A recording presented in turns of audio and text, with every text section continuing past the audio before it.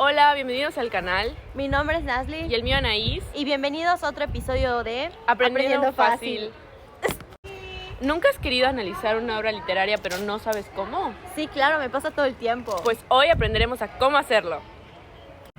Ahora bien, para hacer un buen análisis de un cuento o de una novela, tenemos que contestarnos las siguientes preguntas. ¿De qué trata? ¿Cuándo y dónde sucede? ¿Quién lo cuenta? ¿Y cómo lo cuenta? Esto lo explicaremos a continuación. Bueno, nuestra primera pregunta es ¿de qué trata? Esto básicamente es la introducción en la cual se presenta la historia al lector. O sea, es el contexto principal o lo primero que se le da al lector para que comience a entender la historia. En esta parte generalmente se introduce a los protagonistas de la historia. Ahorita les vamos a mostrar un ejemplo para que se pueda entender mucho mejor. Bueno, nosotros como ejemplo elegimos El Principito, que es un cuento muy conocido, entonces creemos que va a ser fácil de entender. Para poder entender la pregunta ¿de qué trata?, hemos encontrado este fragmento. 3. En este libro, un aviador, Saint-Exupéry, se encuentra perdido en el desierto del Sahara, después de haber tenido una avería en su avión. Entonces aparece un pequeño príncipe. En sus conversaciones con él, el narrador revela su propia visión sobre la estupidez humana y la sencilla sabiduría de los niños que la mayoría de las personas pierden cuando crecen y se hacen adultos. Como fue notorio en el fragmento que elegimos, se podían observar quiénes eran los personajes principales, pero para poder hacer un buen análisis necesitamos entender que existen diferentes tipos de personajes, que ahorita les vamos a explicar.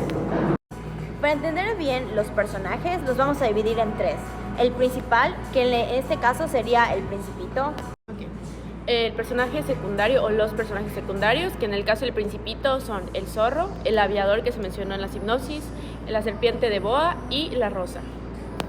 Y bueno, por último, los personajes incidentales, que son básicamente como extras en la historia, que solo aparecen en un momento y después no tienen relevancia a lo largo de la historia.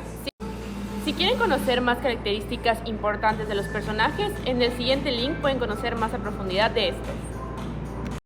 Ahora bien, les vamos a dejar una imagen con los personajes del Principito para que puedan entenderlo un poco mejor.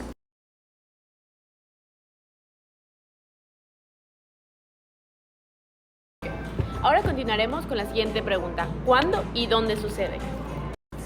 Cabe aclarar que todas las historias ocurren en un espacio y tiempo específico, y esto nos ayuda a dar un contexto de la historia y así poderla entender mucho mejor.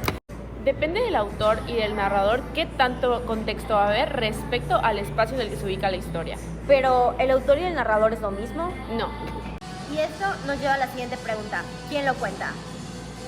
Para no confundirnos, el autor es básicamente la persona que escribe la historia y el narrador es un personaje que el autor escribe para narrar y describir lo que está pasando en la historia.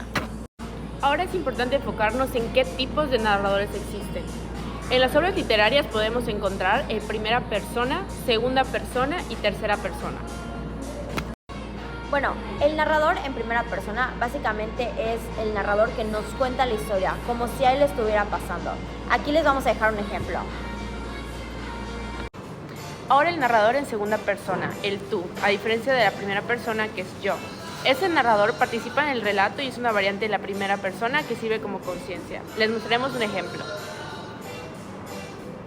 Y por último, la tercera persona, que igual es tú como la segunda persona, solo que a diferencia, este está fuera de la historia, este no participa en la misma. Y les dejamos un ejemplo. Ahora bien, la siguiente pregunta es ¿cómo está contada la historia? Esto significa la estructura narrativa. Ahora bien, este se divide en tres: planteamiento o marco, que es la situación inicial, donde se presentan los personajes. Lo segundo es el nudo, que es la complicación de la acción. Como dice su nombre, aquí es donde se complica la historia, es el núcleo de la narración.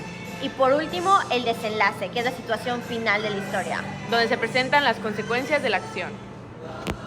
Ahora, ¿cuáles son los tipos de estructuras narrativas? Son 4: cronológica, retrospectiva, circular y paralela. Bueno, la primera que mencionamos es cronológica. Esto se refiere a que se narran los sucesos en una historia en la manera en que van sucediendo, o sea, va de manera lineal. Ahora la retrospectiva, narra los hechos de forma regresiva. Esto quiere decir del final hacia el inicio. La tercera que mencionamos es la circular. Esto quiere decir que así como inicia, va a terminar.